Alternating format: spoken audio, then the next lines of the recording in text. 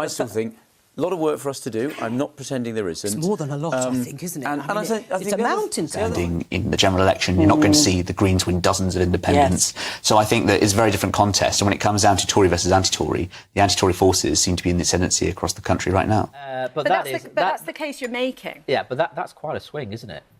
I mean, you'd be toast if there was a 16% swing to Labour. Britain went out and voted last week and gave the Tories a good kicking and have boosted Labour's morale by such a large swing over to Keir Starmer's party. So the question now is, what will the Conservatives do? Will they ditch Sunak? Will they veer to the right? Will they veer to the centre? You'd think that as Paul Scully, Tory MP for Sutton, recognises that the younger generations are against Brexit, they'd think about U-turning and ditching Brexit if they want to win votes, but that doesn't seem to be happening. The Tories would be in a better position if they moved to the right a bit, they pledged to pull out of the European Convention on Human Rights. Do you think the Tories would be in a better position if they ditched Rishi Sunak? I think what it is, Sam, I think the public's already made their mind up. I think Rishi Sunak could fly over the UK tonight in an helicopter and drop £1 million down every chimney and they would still vote him out come October. The Tories are descending into civil war, with the different factions all disagreeing with each other about what they want. Some people are saying the election now won't come until the end of the year or possibly January. However, if the moderates decide to keep trickling into the Labour Party, then you never know, they might actually take that decision out of Sunak's hands. So there's a groundswell of people all saying we're going to put in letters. It tells us that Tory MPs right now are girding their loins for a battle for the soul of the Conservative Party. The firing gun, the starting gun on that battle was effectively fired by Andy Street, and they're all getting going on that battle. It's not one about the general election. It's not one about winning seats. They know that that's problematic, to say the least, after the last 24, 48 hours of results. It's about what does conservatism mean? Where does it go now? Is it Andy Street's type? Is it something else that Suella Braverman's tonight calling for? It's a sort of existential crisis for the party. That's where we've ended up at the end of these local elections. Most people don't focus on this until they get to a position of making a choice. And general elections are high turnouts with lots of engagement from people and a lot of voters. It'll only be as we get through the summer and we get into the autumn that they really start focusing on the choice.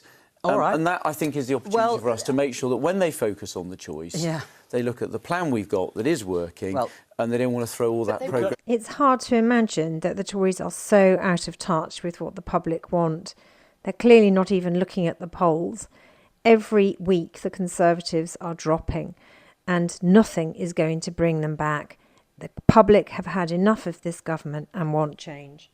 Let's look at what happens next. We note that Tim Shipman's written in the Sunday Times, Johnson in touch with Farage to realign the right. Your response to that, James? These are the two big characters, the right in British politics, aren't they? And they dominated the last election. I think what's so striking now is how few kind of great characters there are on the Conservative side. I don't think it'll be this side of the election. I think Farage will come back in some capacity, do a big sort of 6-7 week campaign. Not run for Clacton. I mean, that's what's been rumoured in the papers this morning, because it's the only seat he might have a chance of winning, having tried 7 times and failed, I think.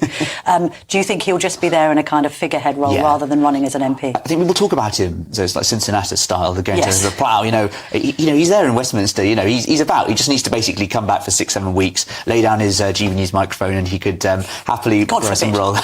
Don't want anyone laying down GB News microphones temporarily. But I think Boris Johnson, there's reports today in the Mail on Sunday talking about how he's very happy, he's earned 8 million since leaving Downing Street. Nice work if you can get it, Absolutely, and enjoying his country house in Oxfordshire. So I don't think he'll do anything this side of an election, he'll keep his powder dry for next time. I mean, it is interesting to see Suella Braverman writing an op-ed in the Telegraph where she is saying that it isn't the time to get rid of Rishi Sunak, while at the same time saying Rishi Sunak's rubbish and I regret voting for him. I mean, what does he do? Because I think it's interesting to have this debate about what comes next for the Tories in terms of trying to win back these voters that seemingly are either flirting with reform at the moment. I don't know whether that means that it will translate into a general election vote, but they're either flirting with reform or they're saying I'm not turning out at all because I'm so angry with what the Tory party's done and squandering this 80-seat majority and getting rid of Boris and all the rest of it.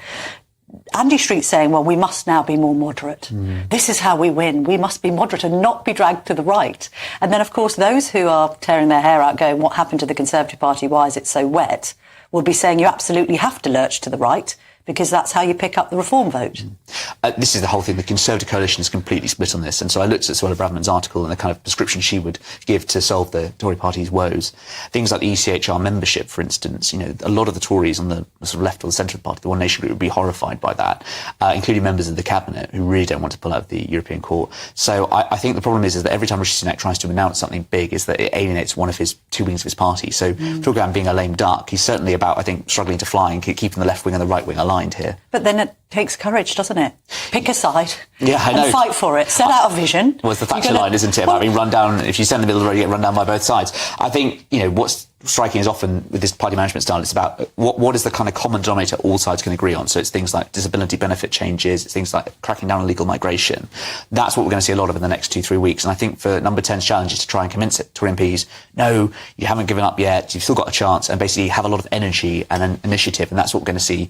We saw it in the last couple of weeks with that defence spending announcement. We're going to see a lot more of that in the next 10 days. Rishi Sunak does not have time. He has to go to the country in less than 7 months. And, you know, this kind of stuff took, for instance, Thatcher in terms of fixing the British economy about 11 years. You know, this should be done. This kind of takes years to undo the whole system of migration. The EU, for instance, has had 9 years of discussions on migration and asylum.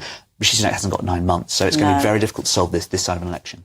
Well, hang on to your hats. Let's see what happens over the next few weeks. Very difficult to make any predictions as to what is going to happen next. Don't forget to subscribe if you haven't already, and do comment below. Let me know what you think.